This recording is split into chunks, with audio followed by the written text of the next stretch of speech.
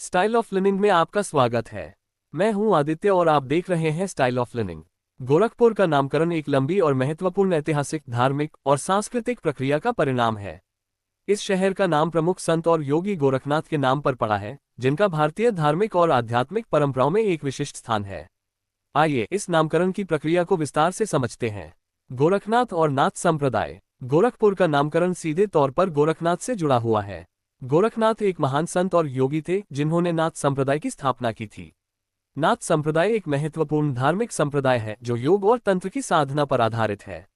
गोरखनाथ ने जीवन भर योग, ध्यान और साधना का प्रचार किया और उनकी शिक्षाएं आज भी उनके अनुयायियों के लिए मार्गदर्शक हैं।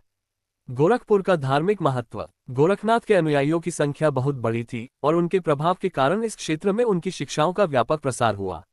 उनके सम्मान में इस क्षेत्र का नाम गोरखनाथ का पुर रखा गया, जो बाद में गोरखपुर के रूप में प्रसिद्ध हो गया। पुर का अर्थ संस्कृत में नगर या शहर होता है और इस प्रकार गोरखपुर का अर्थ हुआ गोरखनाथ का नगर। गोरखनाथ मंदिर। गोरखपुर में स्थित गोरखनाथ मंदिर इस शहर का प्रमुख धार्मिक स्थल है। यह मंदिर नाथ संप्रदाय का प्रमुख केंद्र है और यहाँ गोरखनाथ की पूजा होती है। इस मंदिर के आसपास का क्षेत्र गोरखपुर कहलाने लगा और यह नाम पूरे शहर के लिए प्रचलित हो गया। इस मंदिर की महत्ता इस कदर बढ़ गई कि गोरखपुर शहर की पहचान भी गोरखनाथ और उनके मंदिर से जुड़ गई। गोरखनाथ की शिक्षाएं और समाज पर प्रभाव। गोरखनाथ ने योग, ध्यान और आत्मज्ञान की विधियों को समाज में फैलाया। उनकी शिक्षाओं ने समाज पर गहरा प्रभाव डाला और उनके अनुयायी उन्हें ईश्वर का अवतार मानकर उनकी पूजा करने लगे। उनके द्वारा स्थापित मठ और आश्रम आज भी गोरखपुर में मौजूद हैं और यही कारण है कि इस क्षेत्र का नाम उनके नाम पर रखा गया।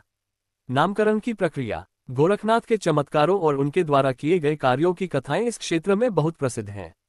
ये कथाएं और कहानियां इस नामकरण की प्रक्रिया में महत्वपूर्ण भूमिका निभाती हैं। गोरखनाथ ने समाज के विभिन्न वर्गों को एकजुट किया और धार्मिक आस्थाओं को नया रूप दिया। उनके प्रभाव के कारण ये क्षेत्र नाथ संप्रदाय का प्रमुख केंद्र बन गया और इस सांस्कृतिक प्रभाव के कारण ही इस क्षेत्र का नाम गोरखपुर पड़ा। गोरखपुर की भौगोलिक स्थिति और ऐतिहासिक पृष्ठभूमि भी इस नामकरण की प्रक्रिया में महत्वपूर्ण है। यह क्षेत्र गंगा के मैदानों में स्थित है, जो प्राचीन समय से ही सांस्कृतिक और धार्मिक गतिविधियों का केंद्र रहा है। गोरखनाथ के आगमन और उनके अनुयायियों की उपस्थिति ने इस क्षेत्र को धार्मिक रूप से महत्वपूर्ण बना दिया, जिससे इसका नाम गोरखपुर पड़ गया। गोरखपुर का नामकरण गोरखनाथ के महान धार्मिक और सामाजिक योगदान का परिणाम है।